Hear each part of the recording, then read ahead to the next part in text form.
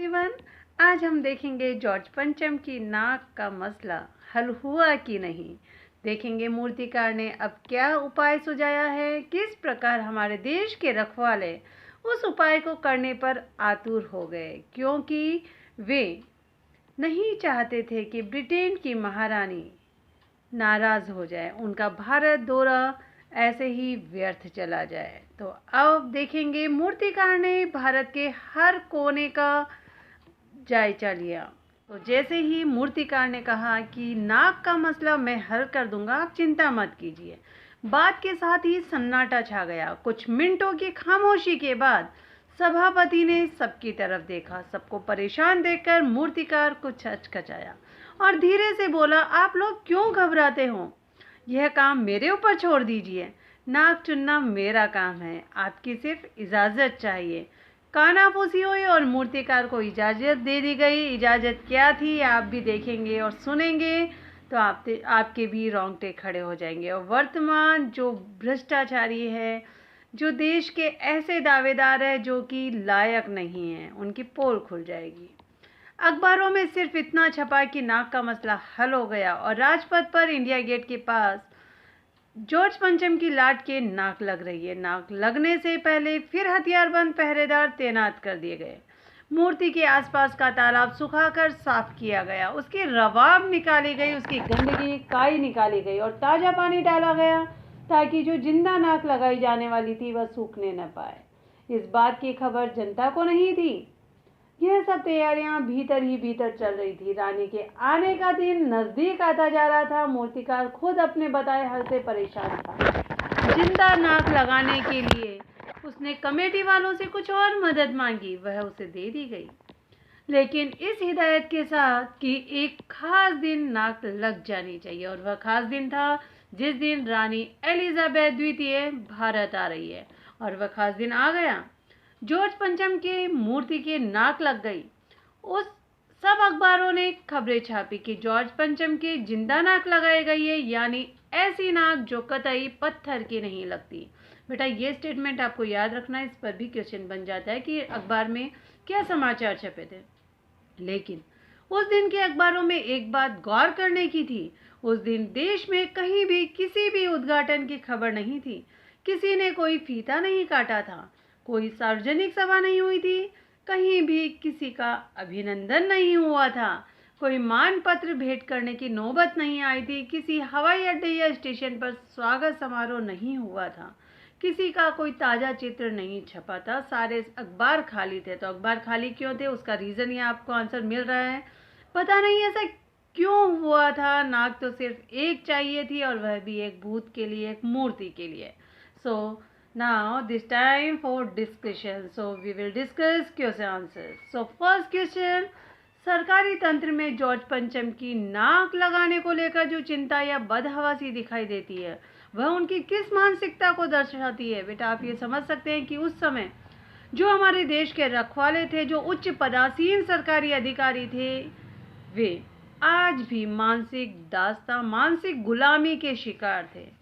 वे स्वार्थी लोग थे और सिर्फ उच्च पद प्राप्त करने की लालसा में, या जिस पद पर वह पदासीन है उसे यथावत बनाए रखने की लालसा में वह रानी एलिजाबेथ को प्रसन्न करने में लगे हुए थे। तो आज भी वही सालों की हम गुलामी, सालों की दास्तां हम सहन करते रहे। अंग्रेजों ने सालों तक हमें उपनिवेश बनाकर रखा, लेकिन उनसे आज़ाद होने के बाद भी जो सरकारी अधिकारी हैं, जो उच्च पदासीन अधिकारी हैं, वे आज भी उनके गुलाम बने हुए, मानसिक तौर पर गुलाम बने हुए, और उन्हें प्रसन्न करने के लिए कुछ भी कर सकते हैं, यहाँ तक कि अपनी नाक कटाने को भी तैयार है। और नाक तो आप जानते हैं मान सम्मान का प्रतीक है। क्वेश्चन नंबर 2, रानी एलिजाबेथ की दर्जी का परेशानी का कारण क्या रहा होगा? दर्जी एक गरीब आदमी होता है, उसका कार्य ही रानी एलिजाबेथ के अच्छे अच्छे कपड़े सिलना है, अच्छी अच्छी पोशाकें बनाना है, ताकि उसका काम चलता रहे। तो वह इसीलिए परेशान था क्योंकि रानी एलिजाबेथ हाल ही में 3 देशों का भ्रमण करने वाली थी और उन तीनों देशों के भ्रमण पर हर पोशाक एक दूसरे से अलग होनी चाहिए, अलग किस्म की होनी चाहिए। और यही परेशानी दर्जी की थी कि कौन सा कपड़ा प्रयोग करना है, कौन सी डिज़ाइन में कपड़ा बनाना है, ताकि रानी एलिजाबेथ का वर्चस्व बना रहे। जिस भी देश के भ्रमण पर जा रही है, रानी एलिजाबेथ के कपड़ों की वाहवाही हो और उसे आगे भी काम मिलता रहे। उसकी परेशानी को आप किस तरह तर्कसंगत ठहराएंगे? सचमुच तर्कसंगत है भाई, उसका काम है और कर्म तो पूजा है। वह रानी एलिजाबेथ का दर्जी था और उसे प्रसन्न करना उसका कार्य था। उसके कार्य से वह संतुष्ट करना चाहता था रानी एलिजाबेथ को, जो कि पूर्णतया उचित था। और देखते ही देखते नई दिल्ली का काया पलट होने लगा। नई दिल्ली के काया पलट के लिए क्या क्या प्रयत्न किए गए होंगे बेटा, ये आपने देखा इस चैप्टर में आया है। नई दिल्ली को दुल्हन की तरह सजाया जा रहा था, पुरानी सड़कें नई हो रही थी, पुरानी जो इमारतें थी, ऐतिहासिक इमारतों का रंग रोगन किया जा रहा था, जो पुराने फव्वारे थे उन्हें साफ सफाई की जा रही थी, उनमें ताज़ा पानी भरा जा रहा था, पेड़ पौधे लगाए जा रहे थे, सड़कें संवारी जा रही थी, लाइटिंग की जा रही थी। इस तरह से सारी तैयारी की जा रही थी। और दिल्ली के लिए क्या क्या प्रयत्न किए, दिल्ली को सजाने के लिए क्या क्या प्रयत्न किए जा रहे थे, ये सब आप चैप्टर से और भी सर्च कर सकते हैं। आज की पत्रकारिता में चर्चित हस्तियों के पहनावे और खान पान संबंधी आदतों के वर्णन का दौर चल पड़ा है। सचमुच ऐसा ही दौर चल रहा है। इस प्रकार की पत्रकारिता के बारे में आपके क्या विचार है? इसका आंसर आपको अपने व्यूज देने हैं, बट मैं अपने विचार आपको बता देती हूँ। इस तरह की पत्रकारिता आज की जो वर्तमान युवा पीढ़ी है उन्हें पथ भ्रष्ट करने की कोशिश कर रही है, उनका माइंड डाइवर्ट करने की कोशिश कर रही है। ऐसा नहीं होना चाहिए। हाँ ठीक है, चर्चित हस्तियों के पहनावे का, खान पान का वर्णन होना चाहिए, लेकिन मुख्य पृष्ठ पर नहीं होना चाहिए। समाचार पत्र के मुख्य पृष्ठ पर न होकर अंदर के पृष्ठ पर होना चाहिए। ओके, इस तरह से आप अपने सजेशन दे सकते हैं। इस तरह की पत्रकारिता आम जनता विशेषकर युवा पीढ़ी पर क्या प्रभाव डाल रही है? एज यू नो, युवा पीढ़ी अपने उद्देश्य से भटक रही है और वह फैशन के दौर में आगे बढ़ती जा रही है, जिससे उनका माइंड डाइवर्ट हो रहा है।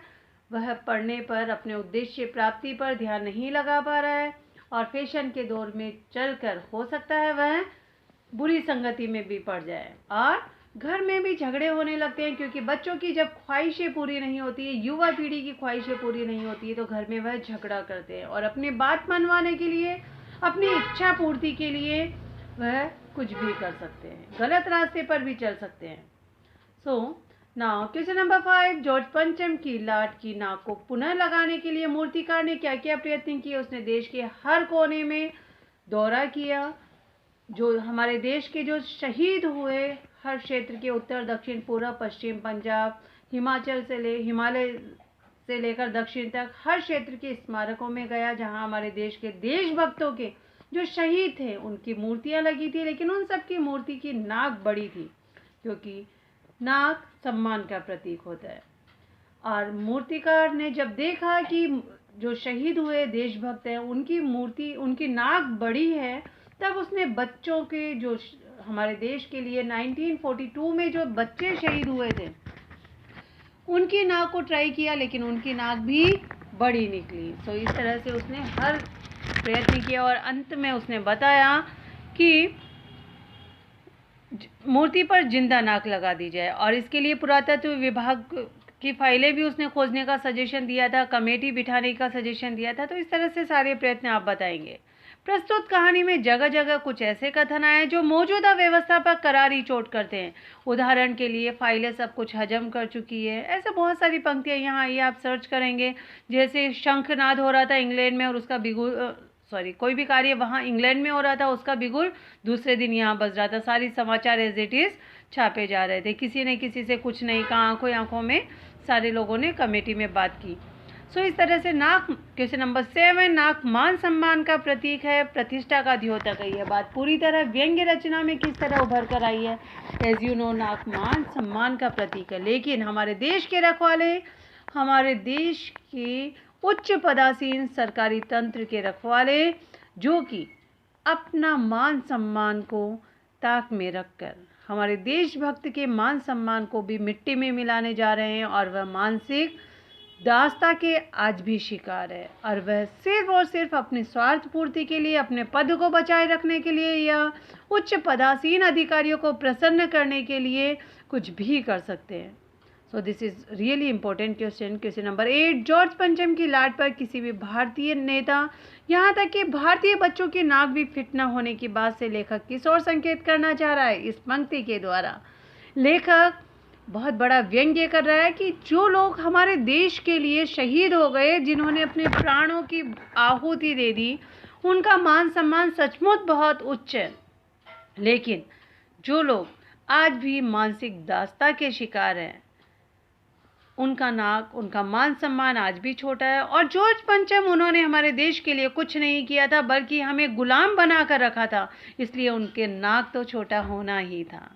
Okay, so now question number 9, अखबारों ने जिंदा नाक लगने की खबर को किस तरह प्रस्तुत किया?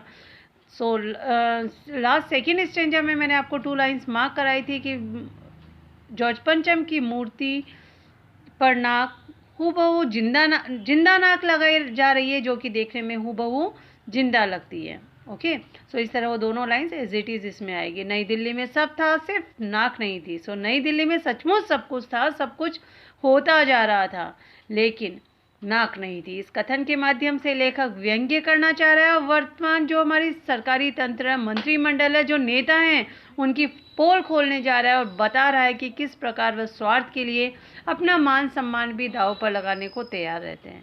सो ये बहुत बड़ा व्यंग है। This question is really very important. Now question number 11, George पंचम की नाक लगने वाले दिन अखबार चुप थे। सचमुच अखबार चुप थे, क्योंकि अखबारों में वही छापा जाता है जो कि हमारे देश में होता है, और उस दिन कहीं कोई मान सम्मान, कहीं कोई उद्घाटन, कोई फीता काटना, कोई कार्य नहीं किया जा रहा था। क्यों? क्योंकि सारे नेता अपने घर में बैठे थे, क्योंकि उन्होंने अपना मान सम्मान दांव पर लगा दिया था, हमारे देश के देशभक्तों का सम्मान दांव पर लगा दिया था, उनका सम्मान नीचा था, क्योंकि वह अपना नाक कटाने को तैयार थे और उसने मूर्तिकार को इजाज़त दे दी थी कि जिंदा नाक लगा दी जाए, और कहीं ऐसा ना हो जाए कि कहीं वह उद्घाटन में गए और नाक, उन्हीं की नाक उस मूर्ति पर फिट बैठ जाए, तो यह भी चिंता थी। तो इसका आंसर आप पॉइंट्स में दे सकते हैं, या फिर जब जिंदा नाक लगने की खबर जनता को मिले तो कहीं जनता उन्हें फीता काटने लायक ही ना छोड़े। तो इस तरह से कहीं भी बहुत सारे क्वेश्चंस हो सकते हैं। ओके, सो क्वेश्चन नंबर 11, इसका आंसर भी अब आप अपने व्यूज़ दे सकते हैं। So hope you like this video. If you like this, then subscribe my channel and like and share this video. Thank you.